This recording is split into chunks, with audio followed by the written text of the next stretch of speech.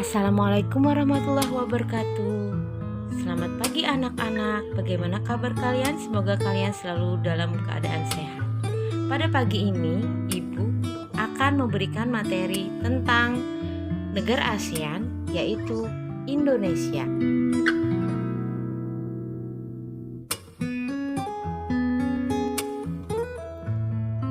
Indonesia adalah negara yang berbentuk republik. Kepala negaranya dipimpin oleh presiden. Bahasa yang digunakan adalah bahasa Indonesia. Lagu kebangsaan Indonesia adalah Indonesia Raya.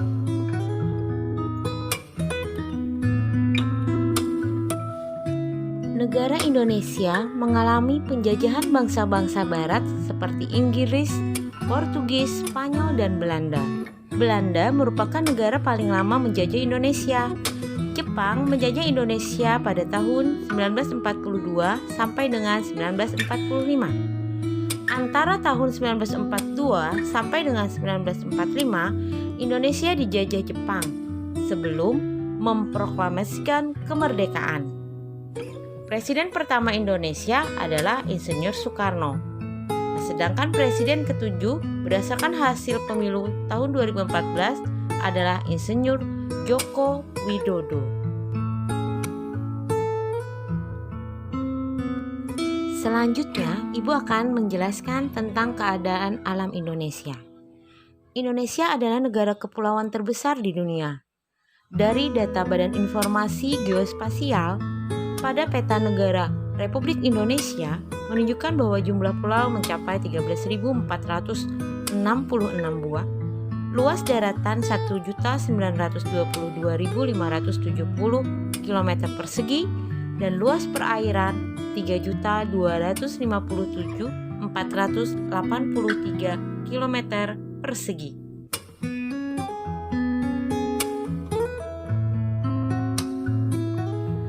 Letak dan batas Indonesia.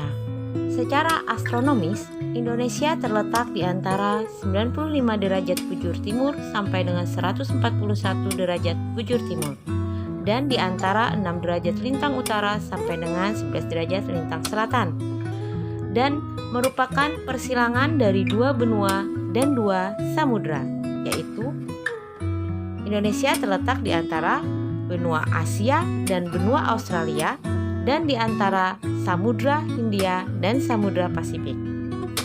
Oleh karena itu, secara geologis, Indonesia merupakan daerah pertemuan antara dua deretan pegunungan, yaitu Sirkum Pasifik dan Sirkum Mediterania. Selain itu, Indonesia juga merupakan pertemuan antara lempeng Asia, Indo-Australia, dan lempeng dasar Samudra Pasifik. Akibatnya, Indonesia dikelompokkan sebagai daerah yang labil, memiliki banyak gunung berapi, dan sering terjadi gempa bumi, baik gempa tektonik maupun gempa vulkanik. Karena Indonesia berada di antara 23,5 derajat lintang utara dan 23,5 derajat lintang selatan, maka Indonesia berada di iklim tropis dan mempunyai dua musim, yaitu musim hujan dan musim panas. Bentang alam Indonesia terdiri dari beberapa relief, yaitu pertama pegunungan, kedua dataran tinggi, ketiga dataran rendah, keempat peneplain, yang kelima adalah depresi. Pegunungan. Indonesia memiliki dua deretan pegunungan besar, yaitu Sirkum Pasifik yang melalui Sulawesi, Maluku, Irian, dan Halmahera. Sedangkan Sirkum Mediterania yang meliputi dua jalur atau busur, yaitu busur dalam yang bersifat vulkanis dan busur luar yang bersifat non-vulkanis.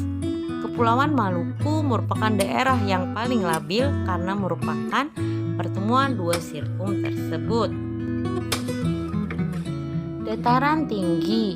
Beberapa dataran tinggi di Indonesia yang terkenal adalah dataran tinggi Dieng, Magelang, Malang, dan dataran tinggi Bandung. Dataran tinggi ini disebut juga plato. Dataran rendah adalah bagian permukaan bumi yang tanahnya hampir rata. Ketinggiannya 0 sampai 200 meter dari permukaan air laut. Dataran rendah juga banyak dijumpai di daerah aliran sungai. Contoh dataran rendah di Indonesia adalah dataran rendah di Sumatera bagian timur. Peneplain. Peneplain adalah daerah yang semula berelief kasar, namun karena adanya proses perombakan batuan atau lapisan atas permukaan bumi oleh tenaga dari luar bumi yang berlangsung lama sehingga bentang alam sisanya berubah menjadi relatif datar. Antara lain terdapat di Pulau Bangka dan Belitung. Yang terakhir adalah bentang alam Indonesia, yaitu depresi. Depresi adalah bagian permukaan bumi yang mengalami penurunan. Bentuk depresi yang memanjang disebut sleng, sedangkan bentuk depresi yang membulat disebut basin. Contoh depresi di daratan Indonesia adalah depresi Serayu yang memanjang dari Cilacap, Purwokerto, dan Wonosobo, dan depresi Lembah Semangkok yang memanjang dari utara Pulau Sumatera hingga selatan Pulau Sumatera. Berikutnya kita akan membahas tentang keadaan perairan Indonesia. Perairan merupakan bagian terbesar dari luas wilayah Indonesia yang meliputi laut, sungai, danau, dan air tanah. Laut Indonesia kaya dengan berbagai jenis ikan dan hasil laut lainnya.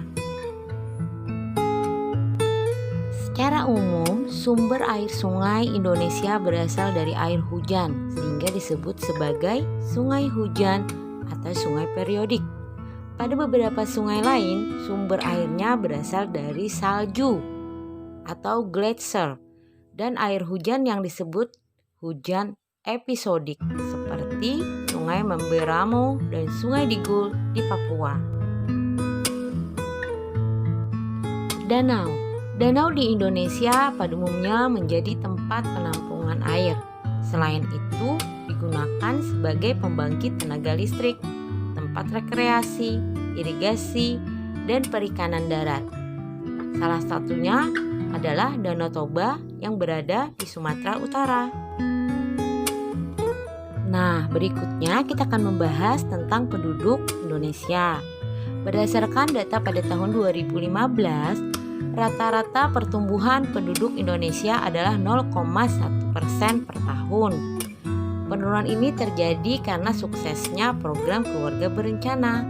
Sebagian besar penduduk Indonesia tinggal di Pulau Jawa, disusul dengan Sumatera, Sulawesi, dan Kalimantan. Yang menjadi permasalahan kependudukan Indonesia sampai saat ini adalah kepadatan penduduk yang tidak merata, penyebaran yang timpang, komposisi penduduk yang sebagian besar berusia muda, terbatasnya lapangan pekerjaan, dan kurangnya penguasaan teknologi. Etnis Jawa merupakan suku bangsa dengan penduduk paling banyak di Indonesia. Hampir di setiap pulau ditemukan orang-orang keturunan Jawa. Sebagian besar rakyat Indonesia memeluk agama Islam. Bagaimana sih perekonomian Indonesia? Menurut laporan perkembangan ekonomi dunia dari IMF, menunjukkan bahwa pertumbuhan ekonomi Indonesia mencapai 4% pada tahun 2013. Pertumbuhan ini akan mengalami fluktuasi setiap tahun karena faktor ekonomi dunia atau karena sensitifnya respon pasar atas kebijakan ekonomi. Contohnya, pada tahun 2015 pertumbuhan ekonomi dunia melambat mengakibatkan turunnya harga-harga sejumlah komoditas Indonesia.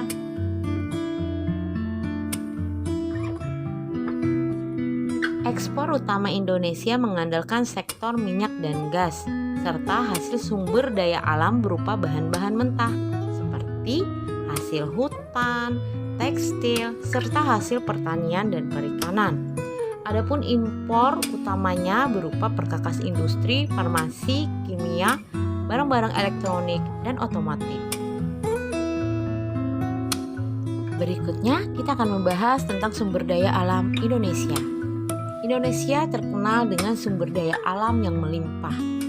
Sumber daya alam Indonesia terutama berupa hasil tambang, pertanian, dan bahan baku industri. Hasil tambang utama Indonesia adalah minyak bumi yang terdapat di Pulau Sumatera dan di Pulau Jawa, batu bara di Pulau Kalimantan, timah di Pulau Bangka, intan di Martapura.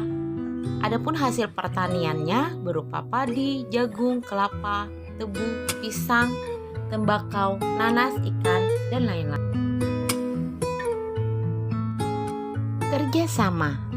Kerjasama apa saja ya yang dilakukan oleh Indonesia?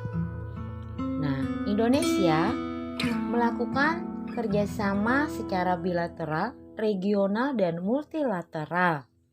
Kerjasama bilateral atau kerjasama dengan satu negara lain pada umumnya menitik beratkan pada sektor ekonomi berupa ekspor dan impor. Sedangkan kerjasama regional adalah kerjasama dalam satu kawasan dengan negara lain dalam suatu wadah organisasi seperti kerjasama melalui ASEAN dan APEC.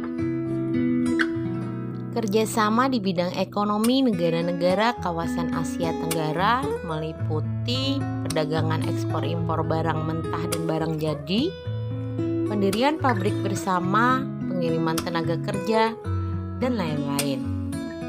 Untuk menjaga kestabilan kawasan, ASEAN juga mengadakan kerjasama politik dan keamanan yang dimulai sejak pertemuan para menteri luar negeri negara-negara anggota ASEAN di Kuala Lumpur pada tanggal 27 November 1971.